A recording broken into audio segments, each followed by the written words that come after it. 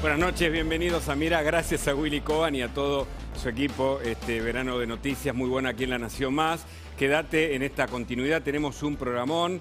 Mi nombre es Hugo Machiavelli, aquí ya Federico Andajasi, este gran equipazo que completa además Martín Tetaz y Silvina Martínez. Está con nosotros Adolfo Rubinstein, todo para hablar sobre la vacuna y lo que está pasando. Ya enseguida Federico te comparte los últimos datos y la confusión que surge desde el gobierno, distintas comunicaciones que se encuentran para que la gente tenga mayor incertidumbre y atención porque crece de algún modo e indirectamente la campaña antivacunación a partir de las confusiones. Va a estar con nosotros Luis Petri, también hablaremos del campo con Ricardo Buiraile, hablaremos con Martín Yesa, muy importante también, con Gustavo Yáñez y con Gustavo Córdoba para hablar de la imagen de los funcionarios. Un programón tenemos en esta noche, mucha información en el nuevo horario de Mirá de verano, de 21 a 22:30. Arranco con vos, Federico, porque tenés los datos que además son alarmantes por los últimos contagios del coronavirus en la Argentina y también por la vacunación. Tenés un título para darnos. Efectivamente, Hugo, podríamos apelar a Borges y decir Bizzotti en su laberinto, ¿no? Muchas idas y vueltas, no se sabe exactamente qué piensan hacer, ni cómo piensan hacerlo, ni en qué tiempos piensan hacerlo. A ver, vos te acordás, Hugo, que ayer se publicó una larga entrevista que le hicieron a Carla Bizzotti en un diario oficialista. Y en esa nota dijo, que estaban pensando que era mejor si vacunar a 10 millones de personas con ambas dosis o a 20 millones con una sola, ¿no? Como si se pudiera hacer una especie de oferta de 2 por 1, ¿no es cierto? Como si esto no fuera una vacuna, digo, que cumple con características de aplicación muy particulares. Y vos sabés que Alberto Fernández se mostró realmente muy irritado con Carla Bizzotti y dijo, de hecho, que ella explicó mal las cosas.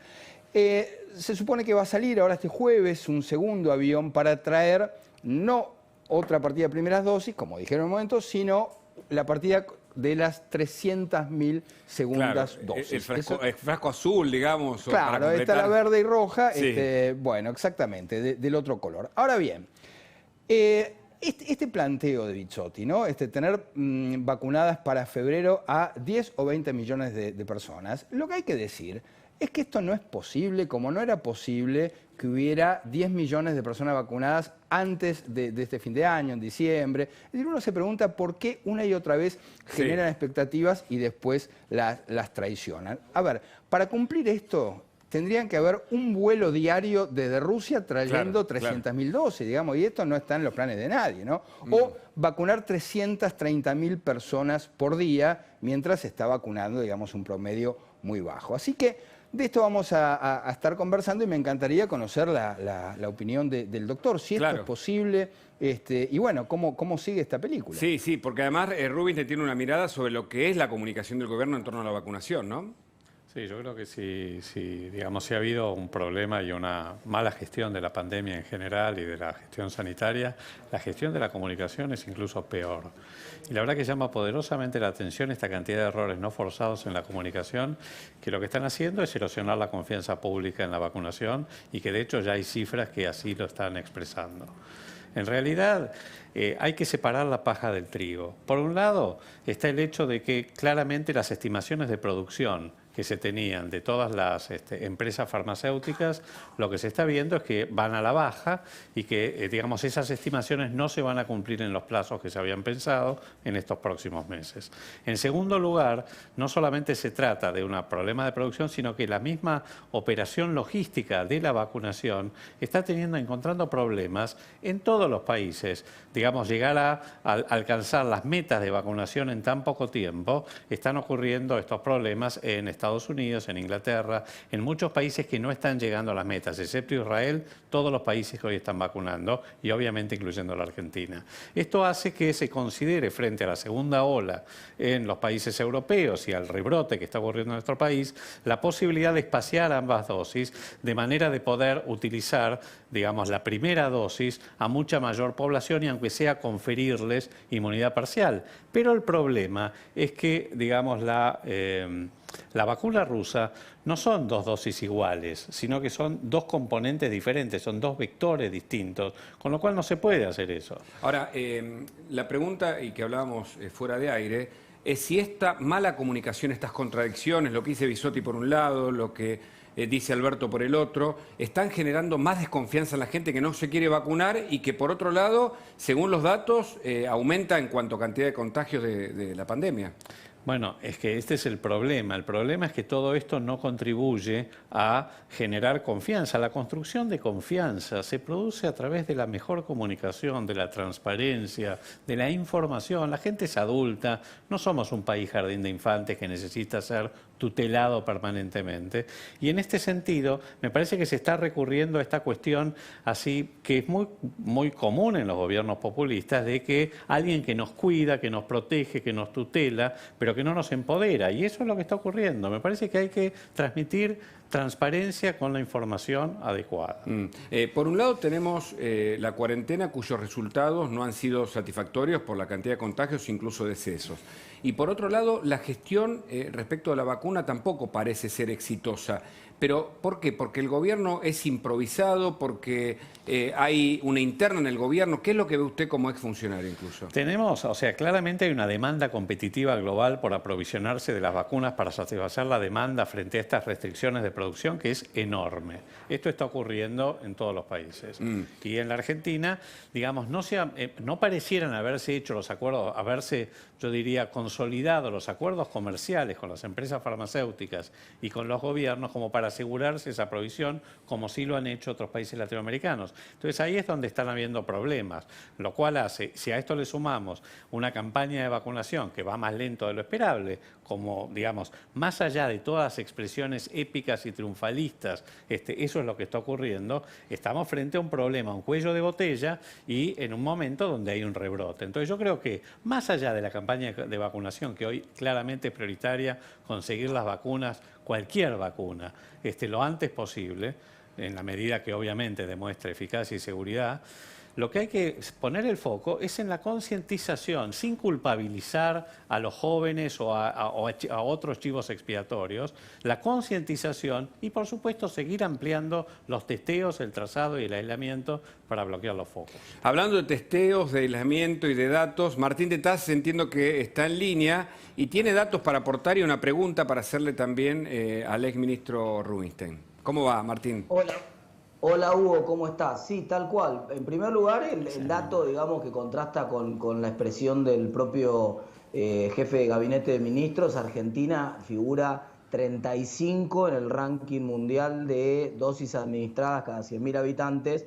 Eso contando como si fuera lo mismo administrar una dosis de Pfizer que una dosis de Sputnik, ¿no? Que ya quedó claro por la declaración de Rubinstein que no. Pero la pregunta concreta para el ministro, usted tiene mucha experiencia, exministro Rubinstein, en campañas de vacunación y si todo funcionara bien en Argentina, hagamos un horizonte, un escenario más o menos optimista, ¿cuándo se podría acabar con la vacunación, alcanzar una inmunidad con la vacunación en Argentina? Digamos, ¿esto se alcanzaría este año, hacia fines de este año, a principios de este año? ¿En qué momento podríamos llegar a alcanzarlo? Mira, yo te comento, por ejemplo, la campaña antigripal que se da todos los años. En general, la población blanca son entre 8 y 10 millones de personas. Eso en realidad tal vez un poco menos, pero tenemos entre 8 y 10 millones de dosis.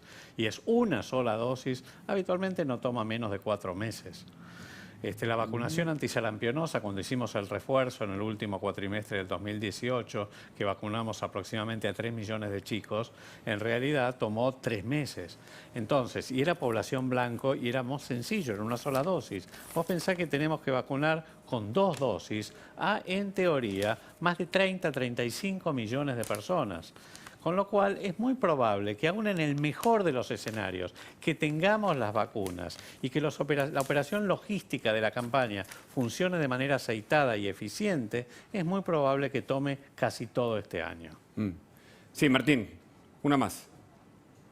No, bueno, por eso en ese escenario, ¿cuál es la alternativa? Si no va a estar la vacuna disponible, o por lo menos no vamos a alcanzar inmunidad con la vacuna, Y vos lo acabás de decir, Hugo, lamentablemente la cuarentena fracasó como mecanismo. ¿Cuál es el mecanismo que queda? Porque la segunda ola va a haber, todo parece indicar, si uno mira lo que está pasando en Europa y ya los indicios que hay en Argentina, que eventualmente va a llegar. Entonces, ¿cuál sería la mejor estrategia del gobierno para enfrentar una segunda ola que recrudezca entre marzo y abril? Creo que la primera, recién lo comentaba, la primera es la concientización. Nosotros no podemos soslayar, lo más importante, que es concientizar a toda la sociedad. Por supuesto también a los jóvenes, sobre todo en conductas responsables y solidarias, pero no solo a los jóvenes, porque todos somos responsables. Es la sociedad en general. Y esto se tiene que hacer con campañas comunicacionales más sofisticadas, más inteligentes, no diciendo qué es lo que hay que hacer, pues ya todo el mundo sabe lo que hay que hacer. Cómo se puede llegar a ese subgrupo poblacional para modificar sus conductas. Y lo segundo es seguir testeando, trazando y aislando. Porque en el mejor de los escenarios, de nuevo, recién en el segundo semestre, si realmente comenzamos a vacunar ahora, de manera mucho más masiva, podamos empezar a ver una reducción de la circulación viral y una mitigación de la epidemia. Pero hasta entonces, probablemente sigamos teniendo que convivir con el coronavirus. Ahora, ¿de qué nos habla hoy de nuevo 13.000 contagiados, testeados por lo menos, teniendo en cuenta que testeamos muy por debajo de lo que hacen los países centrales? Pero demuestra que hay un crecimiento, un rebrote. ¿La cuarentena o las restricciones, mejor dicho, pueden servir o la mala gestión de la cuarentena hacen que esté agotado una restricción posible ahora que la mayoría incluso no acuerda adherir? Esto lo que estamos viviendo hoy es un rebrote. Yo no sé si llamarlo o no segunda ola. La segunda ola tuvo lugar en Europa, fundamentalmente motivada por, la llegada del otoño-invierno y con un verano donde hubo muy pocos casos y donde hubo un relajamiento total de las conductas. Aquí en la Argentina es bastante sorprendente lo que está pasando, como en algunos otros países de la región, porque la verdad que los casos están aumentando aún en el medio del verano.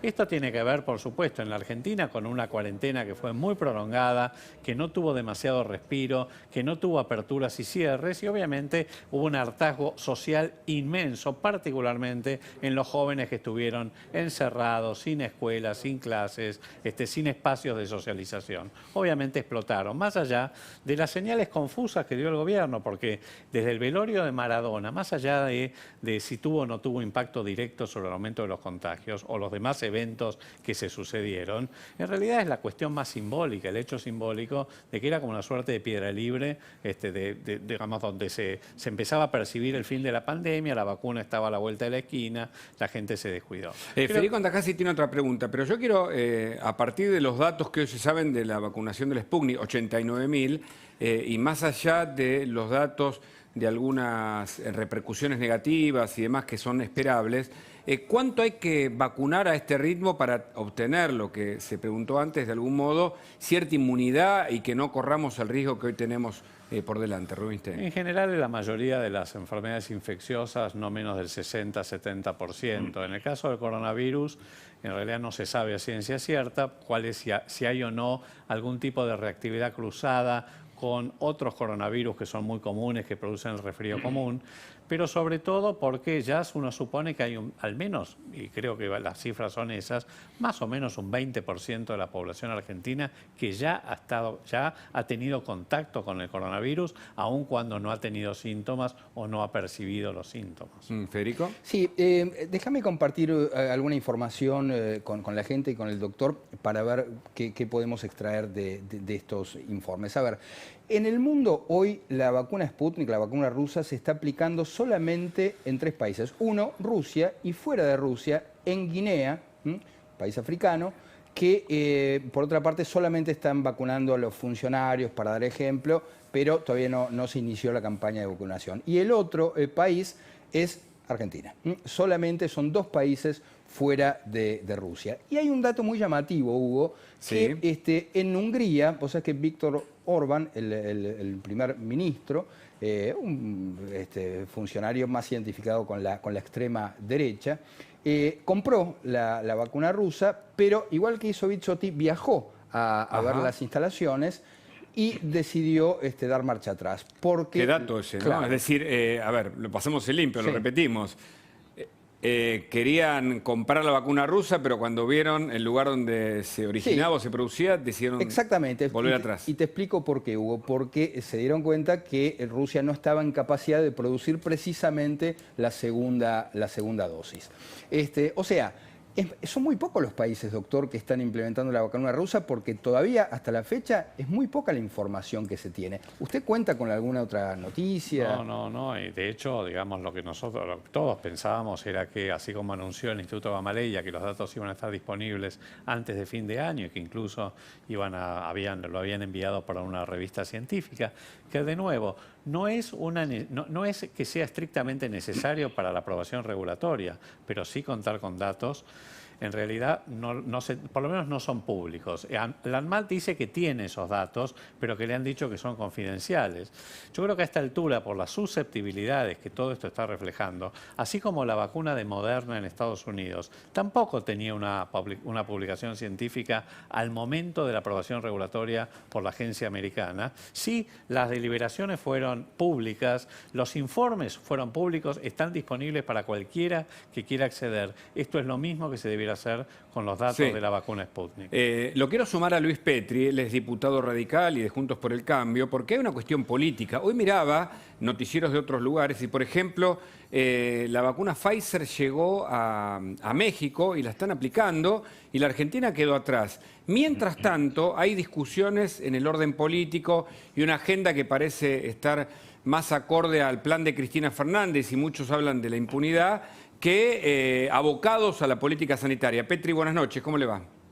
¿Qué tal? Buenas noches, Hugo. Sí, es así. El gobierno improvisa y ha improvisado durante toda la pandemia en materia sanitaria, con las consecuencias gravosas, tanto desde el punto de vista de la salud pública como desde el punto de vista económico, pero donde no he improvisado, donde hay un plan sistemático que vienen llevando a cabo desde el 10 de diciembre, es en materia judicial.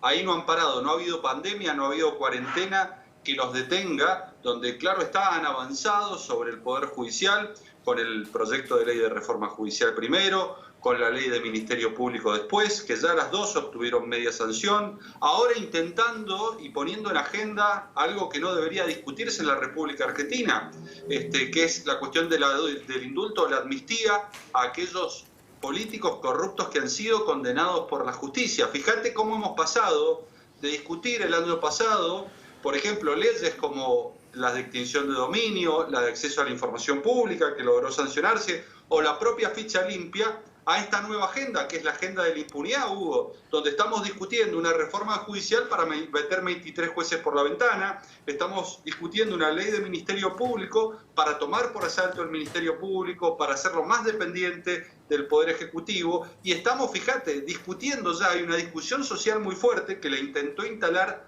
Zaffaroni, pero ha sido reforzada por una solicitada que salió en el día de ayer, donde cientos de dirigentes kirchneristas, muchos de ellos incluso condenados o con procesos judiciales abiertos en materia de corrupción, firman solicitando una salida política y un indulto o eventualmente una amnistía a todos aquellos funcionarios caídos en desgracia por hechos de corrupción, en algunos casos comprobados, Petri, como yo te decía recién, con sentencia firme. A propósito de eso, ayer también consultábamos lo mismo. ¿Este es un globo de ensayo? ¿Es un pedido de alguien? Porque llama la atención la solicitud del indulto una vez más a través de una solicitada, algo que había ocurrido semanas atrás. ¿Cuál es su mirada respecto a este pedido de amnistía o de indulto que para muchos es inconstitucional incluso? No, yo no creo que sea un globo de ensayo, yo creo que van a intentar hacerlo, primero a través del pedido al presidente de la Nación del indulto. Claro está, el indulto tiene una condición, que es que existe una condena basada en autoridad de cosa juzgada. ¿Qué quiere decir esto, Hugo? Que es una condena firme. Y el presidente se los dijo, vayan por la vía de la amnistía. Y así es como están intentando y están provocando la discusión respecto de abrir en el Congreso una amnistía general para todos los funcionarios bajo el paraguas del lawfare. Esto es de una suerte de conspiración mediático, política, judicial que existió durante el kirchnerismo, que no fue tal. Porque hay que recordar que muchas de las causas, la inmensa mayoría de las causas, salvo la de Cuadernos, o alguna otra específicamente, se iniciaron durante la gestión de Cristina Fernández de Kirchner, no se iniciaron durante el gobierno de Macri. Sí, fueron muchas denuncias de Carrió, por ejemplo, de Margarita Stolbizer durante el 2008, al 2011, 2009, hasta el 2013. Sin duda, Silvia Martínez, Margarita Stolbizer, Alicia Carrió, Patricia Bullrich, han denunciado en la justicia causas por hechos de corrupción gravísimos que incluso fueron reconocidos, por ejemplo, en Estados Unidos, en la Comisión Nacional de Valores de los Estados Unidos, donde, por ejemplo, Latam reconoció que había pagado sobornos y otras empresas, Skanka en el exterior, ha reconocido que pagó sobornos en la República Argentina. Odebrecht, Hugo, reconoció que pagó sobornos en la República Argentina a funcionarios y, sin embargo, aquí todavía esas causas están elevadas a juicio, eventualmente están apeladas, pero no hay sentencias firmes. Y esto fue lo que ocurrió durante el gobierno de Cristina Fernández de Kirchner, una parálisis de esas denuncias que posteriormente avanzaron, ni hablar de, por ejemplo, la causa Cuadernos, donde es abrumadora la prueba a partir de los testimonios de arrepentidos, tantos funcionarios públicos como, por ejemplo, también empresarios de primer nivel, contratistas de obra pública en la República Argentina. Y Leopoldo Moró, que pide, por ejemplo, denunciar a jueces, fiscales, a la propia Corte, la reforma que incluye una institución paralela a la Corte, porque dice Cristina Fernández o gente cercano a ella que no resuelve los problemas, que no responde la Corte Suprema.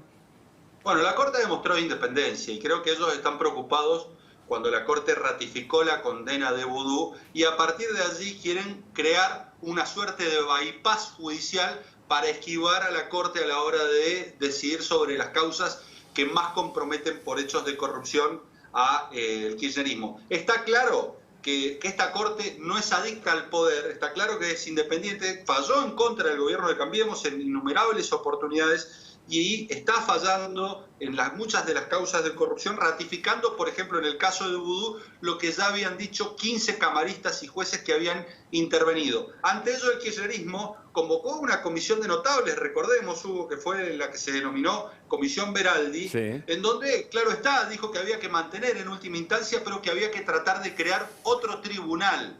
Ahora, el punto es que el kirchnerismo no tiene los números para modificar por ley la cantidad de miembros de la Corte, pero no para nombrarlos, porque se necesitan 2/3 de los votos del Senado. Por eso, la próxima elección, Hugo, va a ser una elección definitoria, porque si ellos logran mayoría, tanto en senadores como en diputados, sin lugar a dudas, estas reformas judiciales que hoy se han atascado en diputados porque no tienen mayoría propia, porque son invotables y porque todos saben que lo que consagra es un plan de impunidad, si logran mayoría en la Cámara de Diputados, van a avanzar sobre el Poder Judicial, particularmente la Justicia Federal alojada en Comodoro Pi, van a avanzar sobre el Ministerio Público, que es tan o más importante que la propia Justicia Federal, teniendo en cuenta que las causas actualmente van a pasar, conforme el proceso acusatorio, a manos de fiscales que van a ser los que van a tener a su cargo las investigaciones y eventualmente van a poder o no apelar las decisiones de los jueces de Cámara.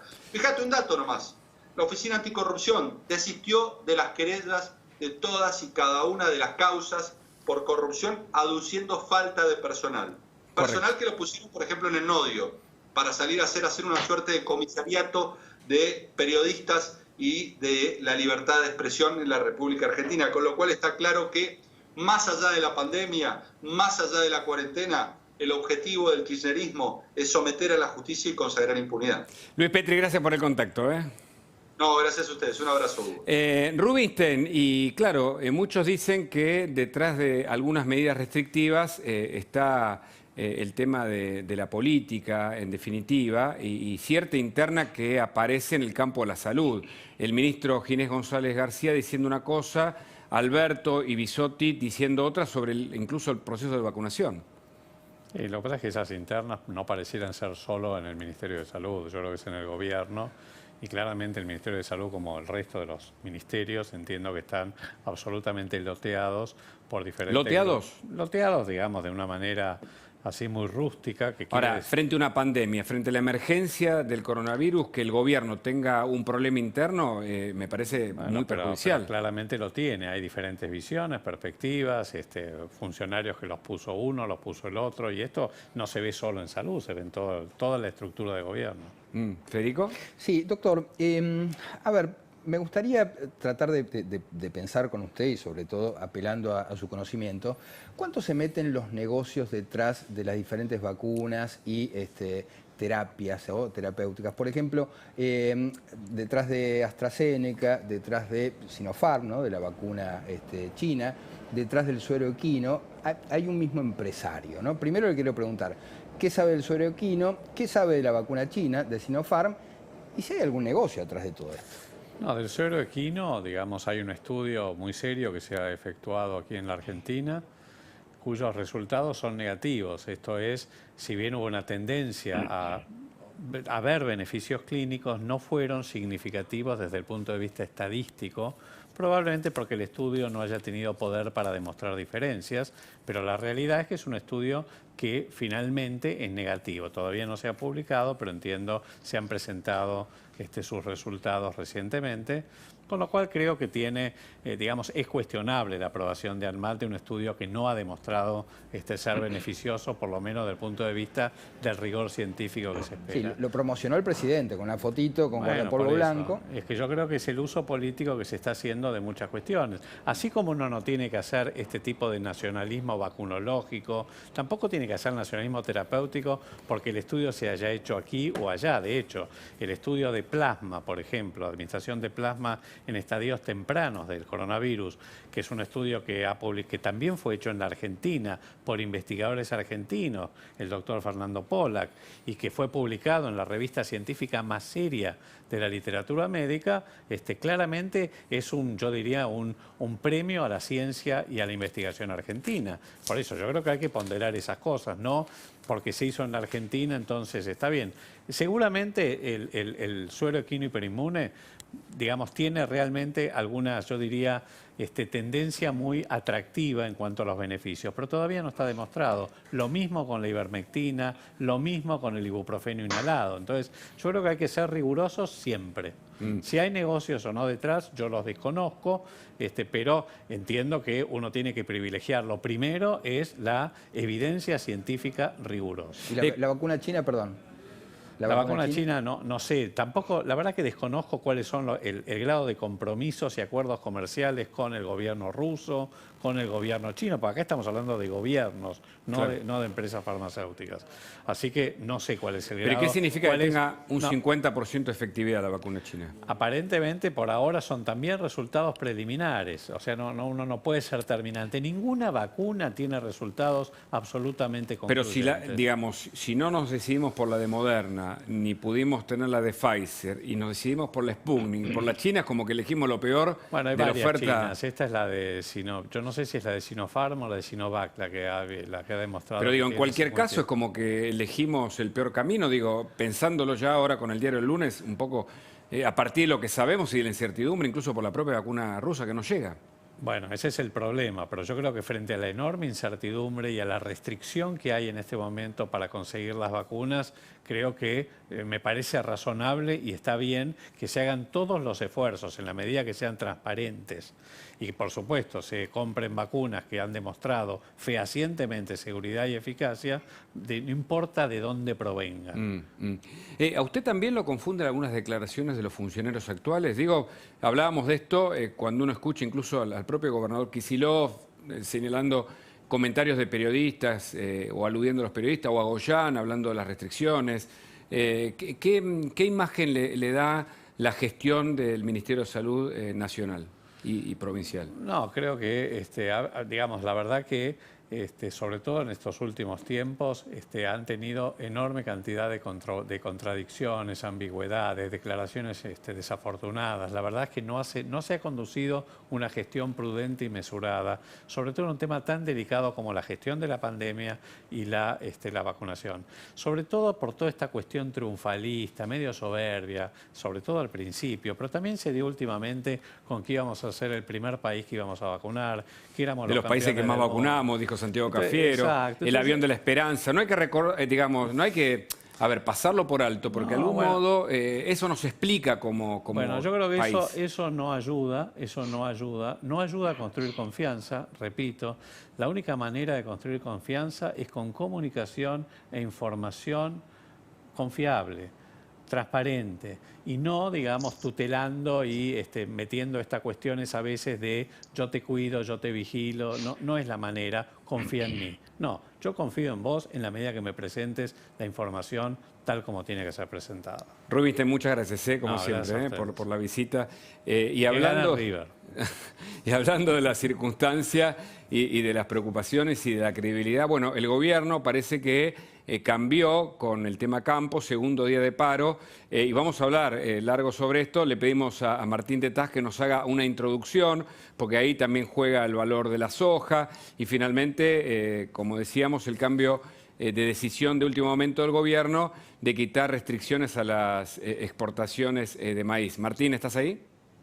Sí, tal cual, Hugo, efectivamente, en una reunión donde ahora sí estuvieron partícipes tanto gente del Ministerio de Economía como el de Producción y como el de Agricultura, es decir, los 3 ministerios que estaban involucrados, apareció la decisión del gobierno de asegurar que no va a haber, esto es muy importante, lo quiero decir muy claro, no va a haber restricciones cuantitativas respecto a las exportaciones de maíz. Este es un dato muy importante. Sí hay un compromiso, salió un compromiso de esa reunión de conformar una suerte de mesa en la cual se va a tratar de asegurar que no falte insumo para el sistema productivo argentino, para el sistema productivo local, pero esa idea que había surgido en un comunicado del Ministerio de Agricultura de que iba a haber 30.000 toneladas autorizadas para exportar y por lo tanto volvían los ROE, los famosos ROE, eso quería decir discrecionalidad, corrupción, la mano de alguien diciendo qué productor podía exportar y qué productor no. Bueno, eso cayó como un bombazo de agua fría. Incluso te diría,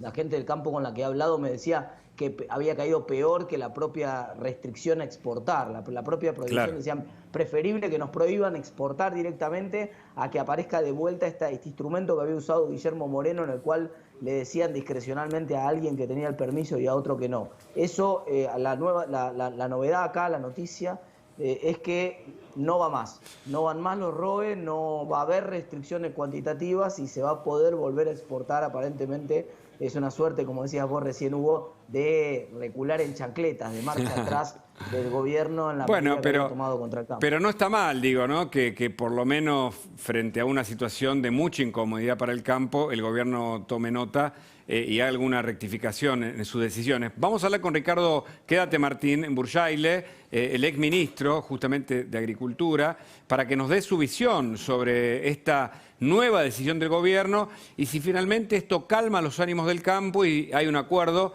frente a una política exterior en la que la Argentina necesita muchos dólares. ¿Qué tal, Burjaile? Gracias por el contacto. Hola, Hugo. Buenas noches. ¿Cómo estás? ¿Bien? Bien, gracias. Es una muy buena noticia que el gobierno diga que no va a tener restricciones, ¿no?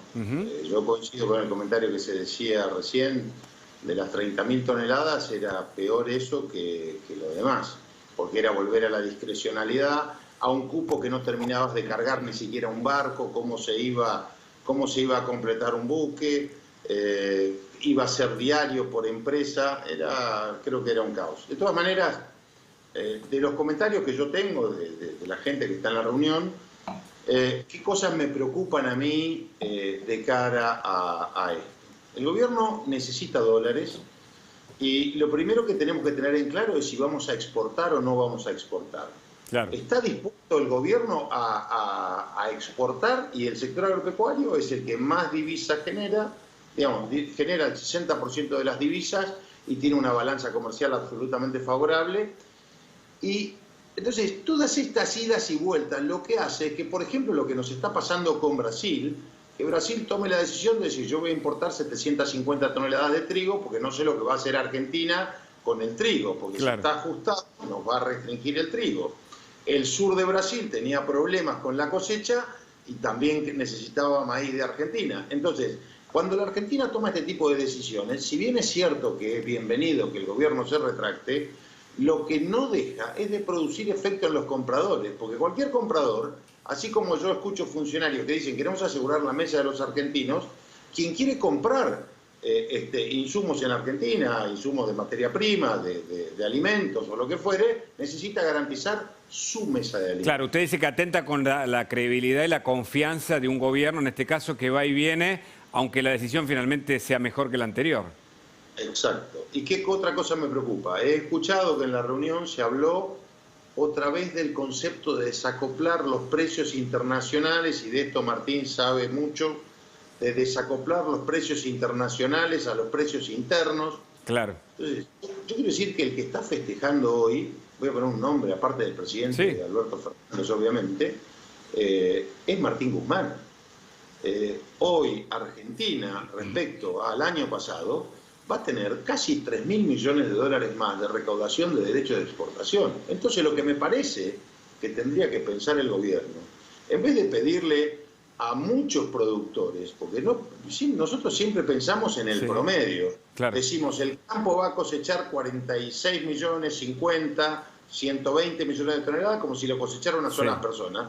Son miles de personas que cosechan y a más de uno no le va bien. Claro. Y ese también tiene que poner. Bueno, entonces, si el gobierno quiere desacoplar hoy los precios, fundamentalmente el precio del maíz, el ministro Guzmán tiene por lo menos un 60% más de derecho de exportación que en diciembre del año pasado.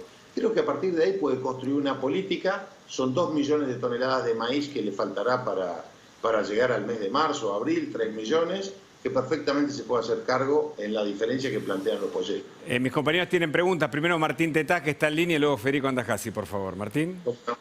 Sí, Burjaile, buenas noches.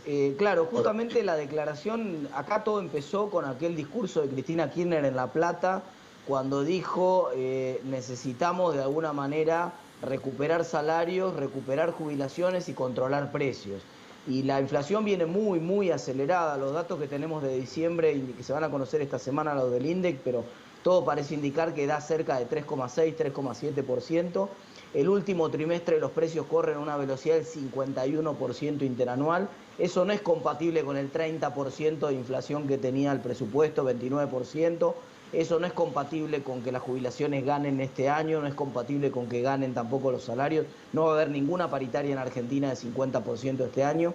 Con lo cual el gobierno parece medio entrampado, en una trampa donde lo único que tiene en el manual es, bueno, el recurso que tengo para tratar de hacer bajar los precios en Argentina es el que ya probé. Ya sé que no me funcionó en el 2008, pero no me funcionó porque no lo hice bien. Está este argumento de que en realidad no es que no funcionaba el modelo, sino que se les escapó de alguna manera algún detalle y que por alguna razón no funcionó bien. ¿Por qué razón, podría decirle usted a la gente, cuál es la razón por la cual aumentar las retenciones sobre el maíz o limitar las exportaciones sobre el maíz no tiene el impacto que espera el gobierno sobre la góndola, sobre el precio de los argentinos en la góndola?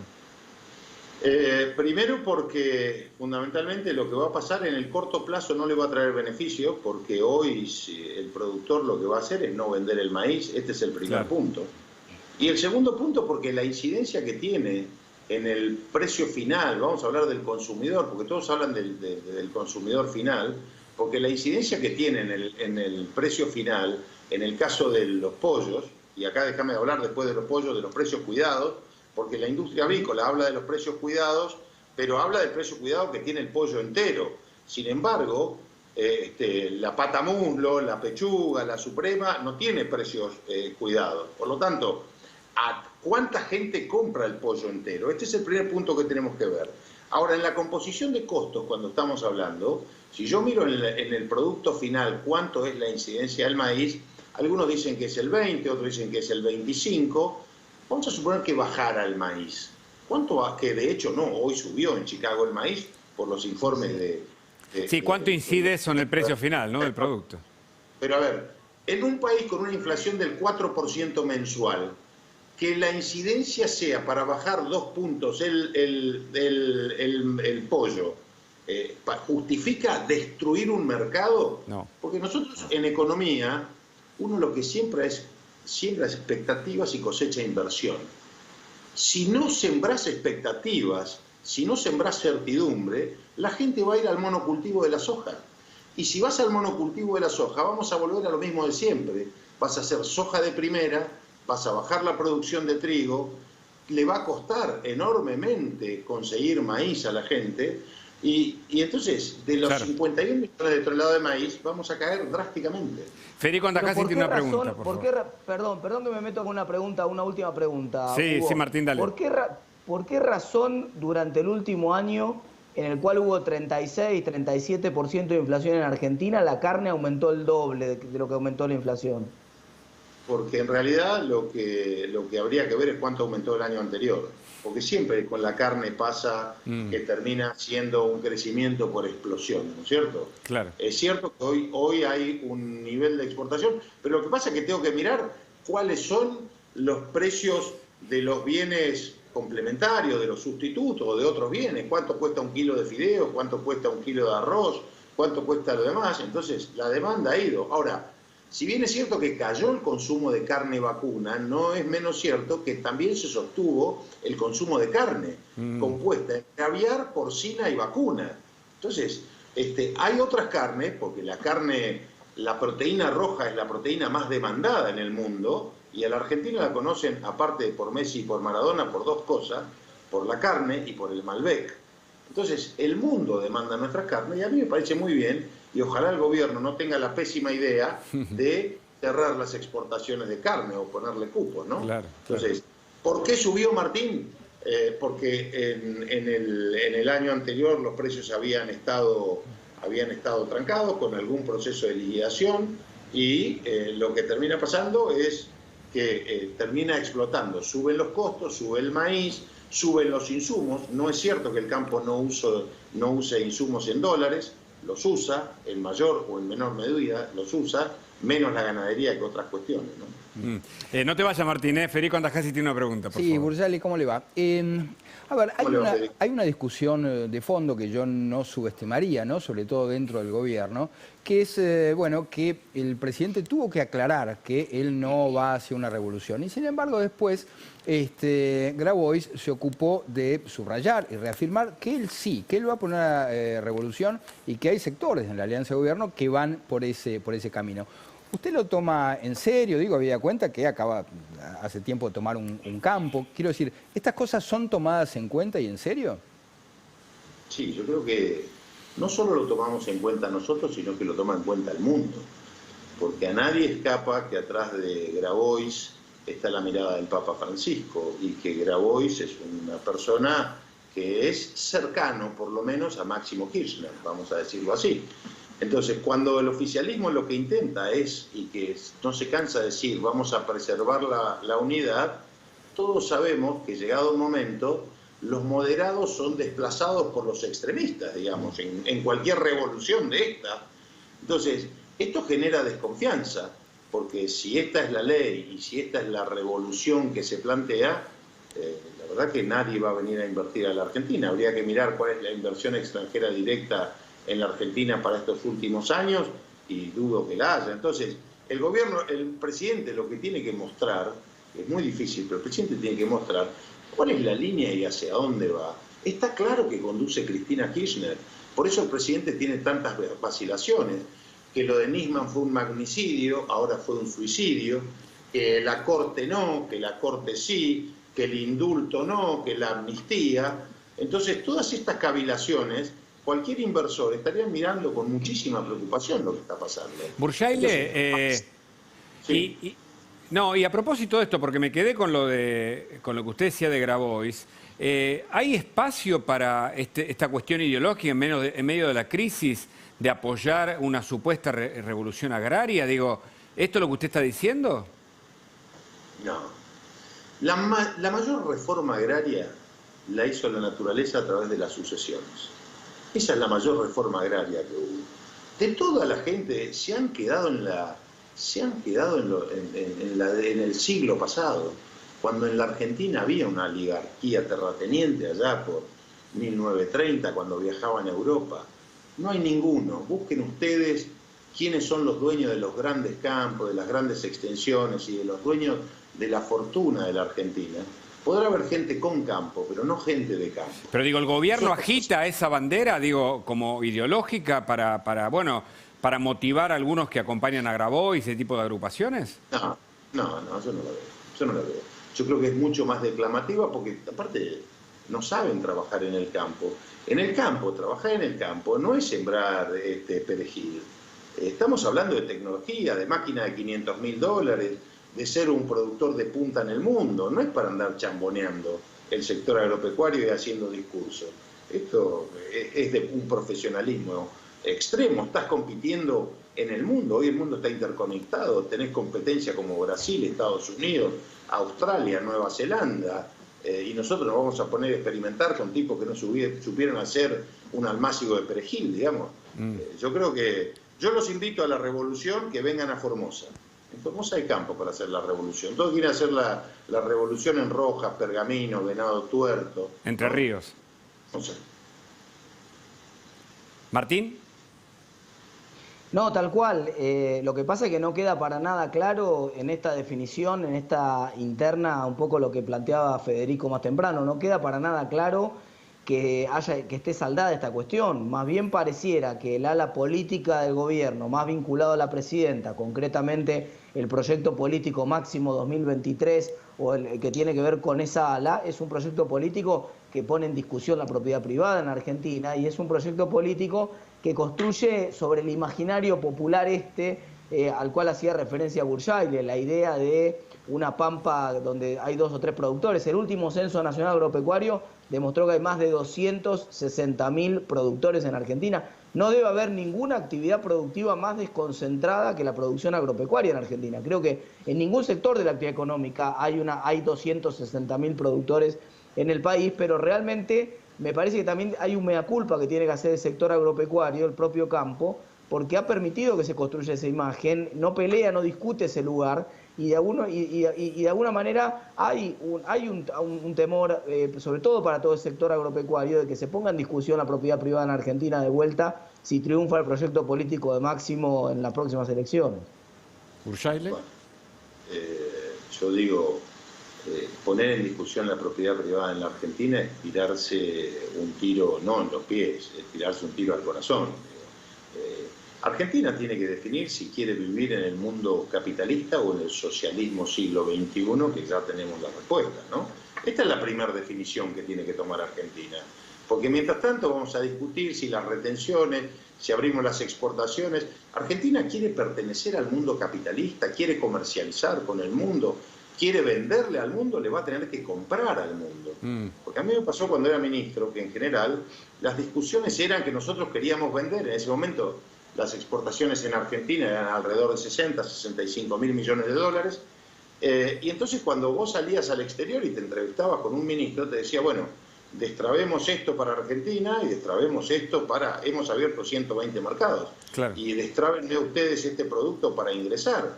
Entonces Argentina está convencido que nosotros tenemos que exportar 60 mil millones y que no tenemos que importar nada. Y el mundo no funciona así. Claro, pero la discusión, Burjaile, me parece interesante lo que planteaba Tetaz y Federico, porque se discute un modelo o se declama un modelo que está en contra de aquel modelo agroexportador de la Argentina de la generación de los 80.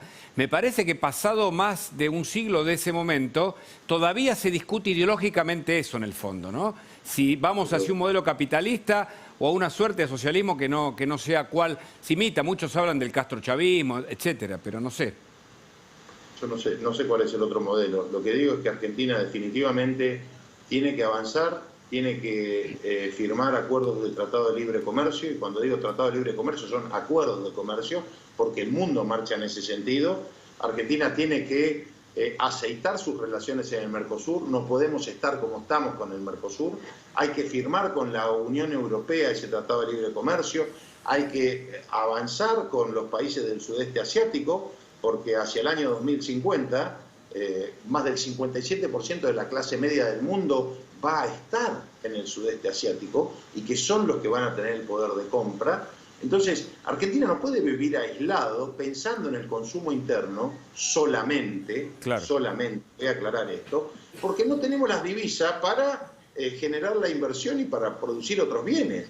Argentina necesita dólares y si nosotros pensamos con esta visión de mercado interno exclusivamente, no vamos a tener los dólares para comprar una vacuna, la Sputnik. Burjaile, no se vaya porque tenemos aquí a Gustavo Yáñez y saltamos de el campo a la educación. Federico Andajasi, que también tiene un informe, un aporte para hacernos, porque en definitiva cuando hablamos del campo hablamos de una matriz productiva que es base de la Argentina, pero también la educación argentina es la que de algún modo nos ha sacado adelante en algún momento. Todavía persiste la calidad de la educación, pero ahora no sabemos si vamos a tener clases el año que viene. Gustavo, buenas noches. Gracias por estar aquí en los estudios de la Nación. ¿Qué tal? Buenas noches. ¿Cómo estás? El peligro, ¿no?, de saber si vamos o no a tener clases finalmente este año. Sí, yo creo que no hay duda que vamos a tener. Yo creo que el gobierno se dio cuenta que el disparate de este año fue excesivo. Creo que tienen claro que no podemos seguir teniendo a los pibes más de un año guardados en su casa. Ahora se acordaron de que los adolescentes quieren salir, encontrarse con amigos, ir a bailar. Entonces el jefe de gabinete se pelea con los adolescentes que tuvo todo el año guardado y que nunca se acordó. Pero me parece que está claro que los pibes van a tener que ir a la escuela, que la Argentina no puede tener 2 años el sistema parado. Ya haberlo tenido uno fue un disparate, ¿no? Sí, yo coincido con este diagnóstico. Ahora lo cierto es que hay una presión muy fuerte por parte de los gremios que claramente no están dispuestos a iniciar las clases. Yo creo que hay 2 componentes en este aspecto. Y creo que tal vez el más importante es la disputa política con Rodríguez Larreta, ¿no? Así como el gobierno nacional, digamos, está recortándole fondos todo el tiempo, me parece que los gremios de capital, sobre todo, están desafiando, digamos, el poder de Larreta. Después yo me preguntaba qué va a pasar con los colegios privados, ¿no es cierto? Porque ya se les va a hacer muy difícil mantener la estructura, digamos, de la educación privada si no hay clases. ¿Cuál es su visión de los gremios y de la educación privada? De los gremios creo que hay que poder separar a la dirigencia de los maestros. Sí, claro, obvio. Yo creo que los maestros quieren ir a la escuela, quieren estar con sus pibes, quieren dar clase. Y la muestra fue que Capital a fin de año hizo estos encuentros presenciales y los maestros fueron y los pibes también. O sea, yo creo que ahí los gremios tienen un problema de cómo van a presionar. Me parece que probablemente si quieren presionar es razonable que presionen. Probablemente lo que va a haber que hacer es cuidar a los maestros más grandes, digamos, con la enfermedad. Pero yo no creo que los gremios puedan parar el inicio de clase. Me parece que si la ciudad tiene un proyecto claro de ir para adelante y las provincias que tienen un proyecto claro de empezar, van a empezar las clases. Y no me suena que los gremios puedan parar eso, digamos, ¿no? Respecto de las escuelas privadas, yo diría, ahí me parece que sí están en un problema y sí la clase media tiene que aparecer. O sea, yo creo que los papás, las mamás tienen que estar en la protesta, tienen que demandar que haga clases, porque básicamente si no nos vamos a quedar sin escuelas privadas, digamos, ¿no? Quiero hablar con Brujali y preguntarle la última, porque finalmente decíamos el gobierno rectificó la medida que había tomado con las restricciones a las importaciones. ¿Cómo sigue el campo, Brujali? ¿Ya está conforme con este cambio de rumbo del gobierno o sigue en alerta y en paro? Yo supongo, no sé si se habrá publicado esto, no sé si se habrá publicado, no tengo idea. Supongo que si el gobierno se comprometió a habilitar las declaraciones juradas de ventas al exterior, debería levantarse la medida. Lo que pasa es que ya había otro compromiso antes, pero el camino no es este. El camino es sentarse y decir, ¿qué va a pasar con el trigo? ¿Qué va a pasar con el maíz? Hoy se empiezan a plantear cosas de desacople de precios internos, de cupo, de mesa de argentinos, que tiene que ser una cosa que esté previamente elaborada y no sobre la marcha, digamos, ¿no? Claro.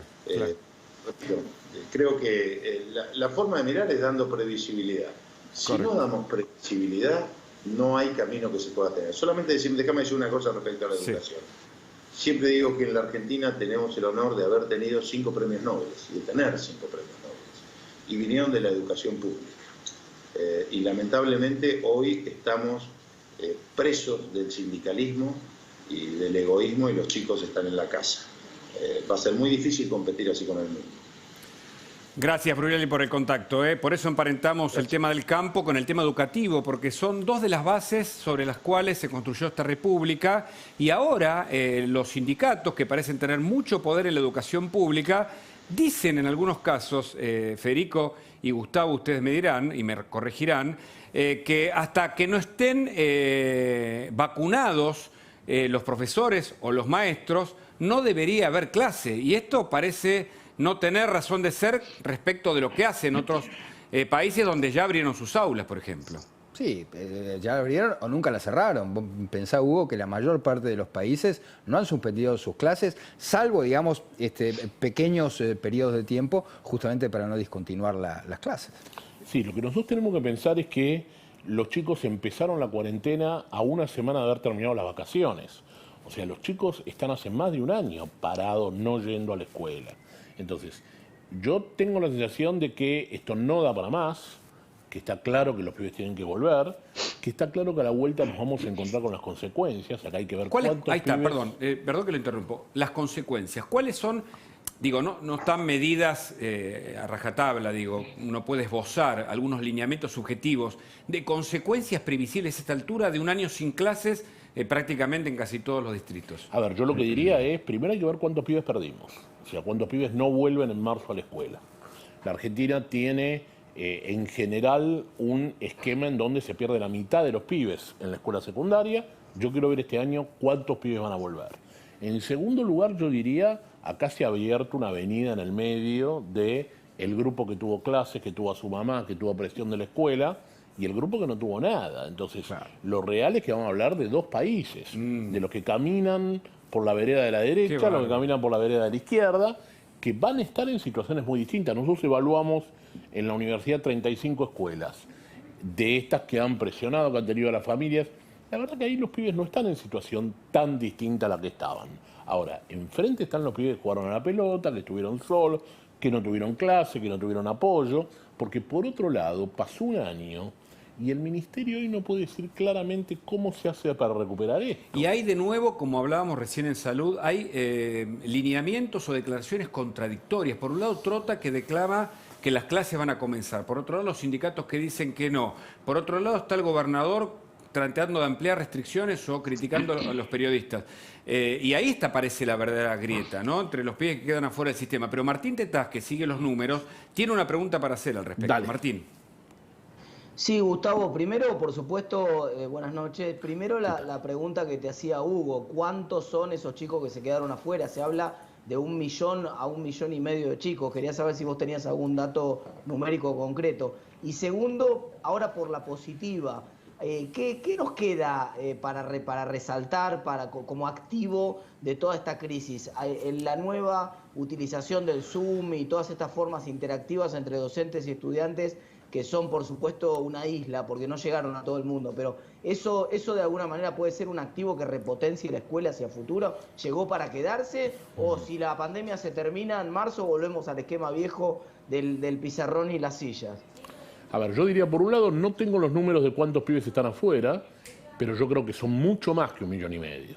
O sea, yo creo que son muchos los pibes que no van a estar el año que viene, pero lo vamos a salvar cuando volvamos a clase. Me parece que la Argentina ahí tiene que tomar dimensión de qué es lo que perdió. ¿Qué es lo que ganamos en la cuarentena? Yo diría, más que el Zoom, hubo algún trabajo en la autonomía de los pibes de hacer proyectos, de trabajar solos, de acostumbrarse a trabajar con mayor autonomía, que yo creo que es una experiencia en la secundaria particularmente que puede ser ganada. Yo creo que uno podría pensar una secundaria híbrida con presencialidad y con distancia. Me parece que nosotros tenemos que pensar una secundaria que mire más el mercado de trabajo y la realidad, o sea, que no sea tan disciplinaria y que mire más esos problemas. Y tengo la sensación que los pibes trabajando solos en casa han podido desarrollar una práctica que no hay que perder, que hay que recuperar. Ahora, en la escuela primaria con los chiquitos, yo diría, ahí hay poco. Me parece que afectivamente lo que hemos perdido es un montón. Por otro lado, cuando uno habla con doctores especializados, con Roberto Debac, lo que te dicen es, mira, abajo de los 10 años no tiene ningún sentido, acá no pasó nada. Entonces yo creo que ahí hay que recuperar a los pibes en la escuela y trabajando para construir las bases de futuro. Entonces creo que probablemente en la primaria cambiemos menos cosas, en la secundaria cambiemos más, y yo creo que ahí hemos ganado bastante en el trabajo autónomo de los pibes. Hemos perdido mucho en la cosa del encuentro, el trabajo con los otros, el diálogo social, pero me parece que hay un espacio para recuperar en esta cuestión del trabajo autónomo, no hay que perder el encuentro de los pibes con otros pibes.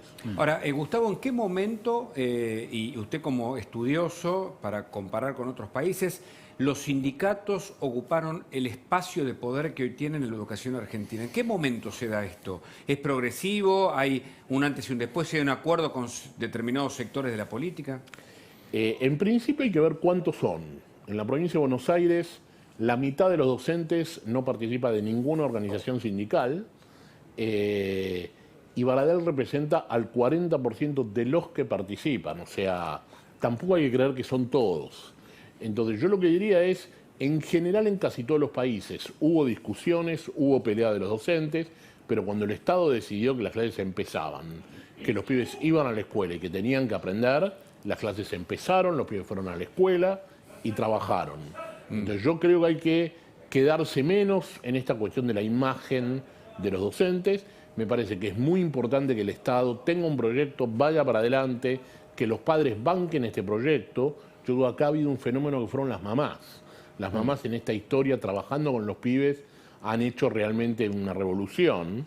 Creo hay que ver si se puede incorporar a los papás, pero hay que trabajar mucho con las mamás en la vuelta de los pibes a la escuela y en el modelo de trabajo, ¿no? Federico Andajasi tiene una pregunta, pero quiero anticiparles que en instantes vamos a estar con Silvina Martínez. Tiene un informe sobre los bienes de algunos dirigentes y les va a llamar la atención porque una vez más hay que plantear sobre la mesa cuáles son las condiciones reales, en qué condición viven, por un lado, como explica Gustavo Yáñez, los chicos que pierden la educación y que están sumidos en la pobreza, y nuestros dirigentes políticos que navegan entre propiedades y bienes. Federico. Sí, es interesante lo que planteabas en relación a las madres. Yo creo que sí, que han hecho un trabajo titánico, pero es un trabajo para el cual no estaban preparadas. No. Entonces, en muchos casos, no solamente no tienen las herramientas pedagógicas, obviamente no tienen por qué tenerlas, para acompañar el aprendizaje de los chicos, sino que les significó una sobrecarga en su hogar, pero imposible incluso para muchas mujeres. Pero además, me parece que el gobierno pierde de vista que la educación no es un proceso que se da solamente en la escuela. Es decir, cuando los chicos no van a la escuela, no es que se quedan en su casa. Y sobre todo en los barrios más pobres, Totalmente, más vulnerables, totalmente. esos chicos van a terminar en el peor de los casos, Decilo, en Federico, grupos, porque con el Paco, es con que, la droga. es que la pelea en el conurbano, en sectores de la pobreza, es entre los líderes territoriales que muchas veces manejan la droga, y lo ha dicho el propio ministro Arroyo, y los educadores que no tienen mucho más para ofrecerle que un valor simbólico que van a cosechar, como es el conocimiento, mucho tiempo después. Y ganan los otros. Entonces, a ver, muchos de esos chicos que no fueron a la escuela hoy están, por ejemplo, pegados con el Paco. O sea, no es ver cómo se recuperan los días de clase, es como lo sacás del Paco ahora. ¿Vos te das cuenta de la dimensión de la tragedia? Entonces, el gobierno esto no lo ve o lo ve y prefiere que no haya educación. La verdad que para mí es un enigma esto. A ver, en principio lo de las madres, yo creo que efectivamente tiene que haber un reencuentro de las madres con la escuela. O sea, yo creo que hay que hablar y hay que acordar con las mamás cuál es el trabajo que se les está pidiendo. Yo creo que las mamás no tienen que hacer de maestra suplente, lo que tienen que dar es un marco y un orden en casa. En términos del Estado y las escuelas, yo creo que los ministerios están cada vez más lejos de las escuelas. Y el gran desastre que han hecho es no apostar a los directores y a los docentes, que son los que están con los pibes. Claro. Cuando uno habla con supervisores y docentes de la provincia, te dicen que el indicador de suicidio en secundario de los jóvenes ha crecido de una manera monumental. Sí, entonces yo lo que diría es, mira, no es solamente el aula, matemática y lengua. No, es la contención, es la institución, son los valores, las relaciones, es el aspecto en el que se desarrolla justamente quien adolece, ¿no? Porque es esa la edad clave en la educación. Martín, detrás tiene una pregunta más, por favor. Martín. Sí, Gustavo, yo sé que vos estás muy familiarizado con las investigaciones sobre desarrollo cognitivo y la importancia de la educación inicial, ¿no es cierto? Ahora me voy al otro extremo, a los más chiquitos. ¿Cuál es el impacto que va a tener esto en términos, no se puede recuperar, digamos, la educación que vos no tuviste entre los 2 y los 3, entre los 3 y los 4, entre los 4 y los 5 años, no se puede recuperar después? ¿Qué impacto va a tener esto en función de los estudios que vos conocés? Bueno, en principio hasta ahora lo que dicen los pediatras es que han vuelto muchas patologías que no estaban. Chicos que tienen problemas para controlar el esfínter, chicos que tienen problemas para comer, para dormir. Yo apuesto a que los pibes son muy resilientes y me parece que acá viene un desafío que son los papás y los maestros. Me parece que los adultos tenemos que hacer de adultos. O sea, yo creo que este año no lo hicimos, dejamos a los pibes solos y los pibes están necesitando mucho apoyo por ese lado. Entonces yo tengo la sensación de que los pibes van a poder recuperar una buena parte si hay mamá y si hay maestra. O sea, si hay una familia que los banque y si hay una maestra que los apoye. Tengo la sensación que la pérdida fue enorme. El otro día escuchaba una mamá que me decía, es que yo lo llevo a mi nene a la plaza a ver a los demás y tiene miedo de que no sean más sus amigos. Claro, hace un año que el nene no ve a los otros. Tiene la sensación de que los perdió, de que no están más. Entonces yo lo que diría es, hay que hacer un trabajo muy fuerte de apoyo de los pibes, hay que apostar fuertemente a la resiliencia y necesitan ya encontrarse con otros chicos y encontrarse en la escuela con un encuadre, con un orden, con un esquema de trabajo. Porque esto parece paradójico, parece una locura, pero una escuela secundaria muy prestigiosa de acá de la capital, me contaba el rector que los pibes le pedían a un profesor en la clase de Zoom, ¿no tenés una grabación del timbre de salida al recreo? Entonces él le decía, ¿pero para qué querés el timbre de salida al recreo? Porque me quiero acordar cómo era cuando salíamos y cómo era cuando entrábamos. O sea, estas cosas no son Gustavo, menores para los pibes. Pero digamos. Gustavo, perdón, porque esto lo hemos discutido a nivel universitario como docente incluso. La ausencia de los cuerpos, digo, no es reemplazable por lo virtual. Digo, las herramientas de la virtualidad de ningún modo reemplazan el contacto con el otro. Y me parece que ahí hay un déficit. Y estamos a día de un comienzo que por ahora no es cierto de clases. Sí, y yo lo que diría es... uno puede haber trabajado muy bien, pero sobre fin de año los Zoom perdían las caras, los nombres, los pibes se iban a dormir, o sea, la verdad es que no querían más Lola. En segundo lugar, fue muy difícil ordenar los tiempos. Hay pibes que perdían noción del día, la noche, trabajaban de noche, jugaban de día, o sea, la verdad que el desorden ha sido enorme. Entonces yo creo que hay que terminarla con este tema de los semáforos epidemiológicos y toda esta cuestión. No hay prueba en ningún lado que esto esté afectando y yo tengo la sensación que el gobierno tiene que asumir como un debe lo que hizo este año, que tiene que asumir que se equivocó fuertemente y que ahora hay que ir para adelante. Ahora, ir para adelante no es solamente que haya clase, hay que contarle a las escuelas cómo vamos a hacer con esta idea de que nadie perdió este año y el año que viene hacemos los 2 años. Hay que contar pedagógicamente cómo es este baile, cómo vamos a hacer. ¿Cómo vamos a contener a los pibes? Acá está faltando que el Ministerio de Educación hable de educación, porque hasta ahora de lo que habló es de los criterios epidemiológicos, del semáforo, de esto, de otro. Claro, nos tiene que contar cómo vamos a hacer educativamente, al menos dar parámetros para que las escuelas puedan trabajar. Bueno, quédate, Gustavo Yay es especialista en educación, de eso hablamos, y vamos a conectarnos ahora con Silvina Martínez, decíamos, los bienes de algunos de los funcionarios. Silvina, ¿qué información tenés? Estuve mirando, por supuesto, la previa, pero es importante porque de algún modo habla de quiénes están al frente, quiénes nos dirigen, quiénes son nuestros funcionarios y qué tienen ellos. Sí, exactamente. Bueno, en este caso hurgamos un poco sobre los núcleos, las declaraciones juradas de los miembros de la provincia de Buenos Aires, Poder Ejecutivo, desde el gobernador hasta algunos de los ministros. Elegimos 3 casos. Pero te hago un adelanto. A ver, en todos los casos es lo mismo. Subvaluación de las propiedades a números ridículos y además que siempre fueron, en los últimos años, funcionarios públicos y aún así van creciendo su patrimonio. Mirá Axel Kicillof, tiene un auto de 572.000 pesos, un valor chico declarado para un auto, una casa en Capital, un departamento en Capital, los 2 terrenos en Colonia, Uruguay, una casa en Colonia, Uruguay también.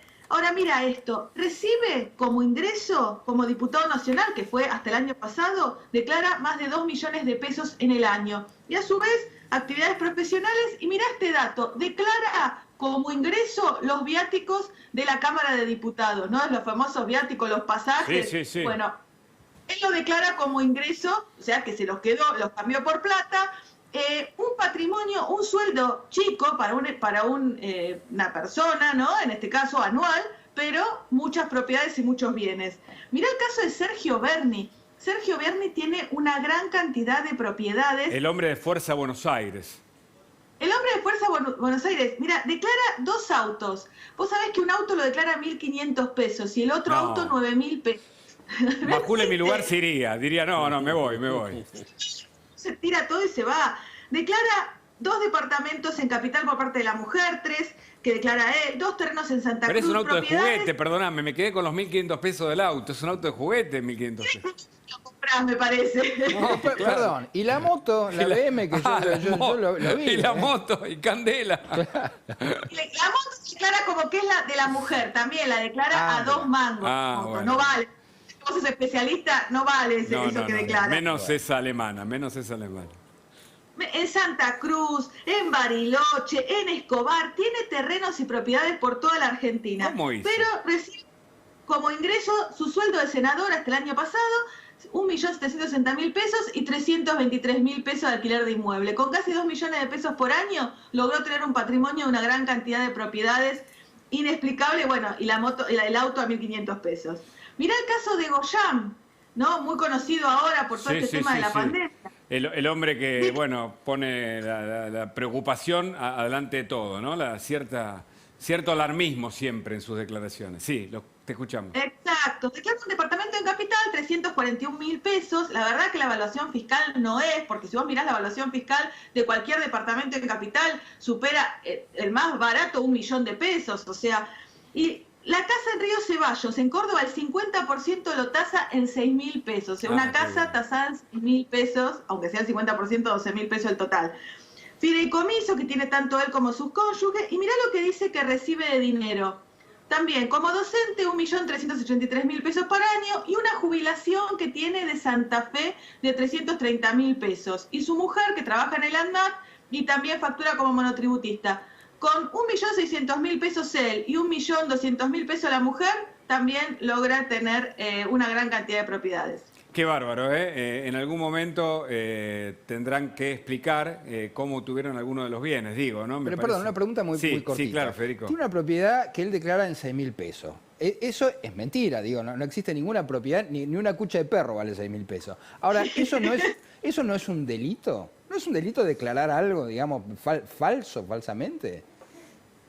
Exactamente, tenés por un lado un delito porque está previsto el que omita maliciosamente o el que cambie los valores en la declaración jurada incurre en un delito que tiene que ser investigado y a su vez la función de la Oficina Anticorrupción. Claro. O sea, si la Oficina Anticorrupción supuestamente lo único que se va a dedicar es a esto, a mirar las declaraciones juradas, tampoco lo está haciendo, no hablo a nivel nacional, hay una también a nivel de la provincia de Buenos Aires, ¿no? Pero bueno, pasa lo mismo. En realidad las declaraciones juradas es una formalidad que nadie mira, nadie controla, y en el medio encontramos estas barbaridades. Yo creo que, Silvina, además de que la ciudadanía sepa lo que tienen nuestros funcionarios, también las oficinas, en este caso anticorrupción, entre otros la UIF, deberían dar cuenta de cómo obtuvieron, o en todo caso pedir explicaciones de cada uno de los bienes de los funcionarios que hace mucho trabajan para el Estado y realmente están mucho mejor que el resto de la población. Muchas gracias por los datos, Silvina.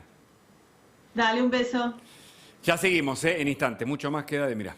Seguimos en Mirá y estamos conectados con Gustavo Córdoba, un analista político, uno de los que acertó en las últimas encuestas y tiene un último informe sobre el dirigente con mejor imagen y vamos a hablar con él. ¿Qué tal, Gustavo? Gracias por este contacto. Hugo, buenas noches, un gusto. Bueno, contanos.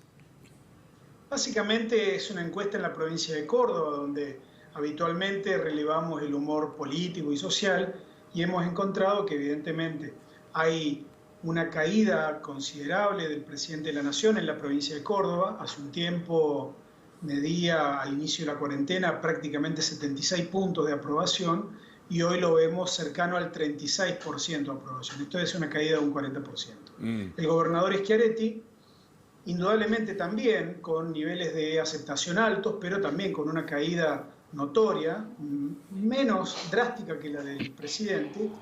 Y sí tenemos que hablar de que, por ejemplo, en la provincia de Córdoba, el dirigente nacional, quizás con mejor imagen, es el actual jefe de gobierno de la Ciudad de Buenos Aires, Horacio Rodríguez Larreta, ¿verdad? Que tiene cerca de un 56% de imagen positiva en toda la provincia de Córdoba. O sea que el último año, que además ha sido el año de la pandemia y del nuevo gobierno, ¿quiénes son los políticos mejor posicionados y los que peor se han ubicado o que ha crecido su imagen negativa en los últimos meses? Mira, en general debo decirte que la dirigencia o las dirigencias políticas en general han sufrido una merma o un desgaste producto de la mala gestión de la pandemia en términos concretos, ¿no? Claro. Y en los últimos 2 meses esto se ha venido acentuando. Quizás en Córdoba, el caso, por ejemplo, de Cristina Fernández de Kirchner, sea un caso aparte, porque ella ya venía trayendo niveles de negatividad muy altos en Córdoba y prácticamente no ha tenido una diferencia o no se ha incrementado en mayor porcentaje la negativa, pero el resto de la dirigencia, vaya que han caído, y te diría que el único que ha sobrevivido a toda esa cuestión ha sido el intendente de la ciudad capital, Martín Yarlora. ¿Y la imagen de Alberto Fernández? La imagen de Alberto Fernández está, mirá, cerca de un 64% de imagen negativa y apenas, te diría, un 34-35% de imagen positiva. O sea, mucha imagen negativa que le explicamos a la gente, mejor hacelo vos, es la más difícil de revertir, ¿no? Cuando crece la imagen negativa es un dato fundamental, cualitativamente hablando.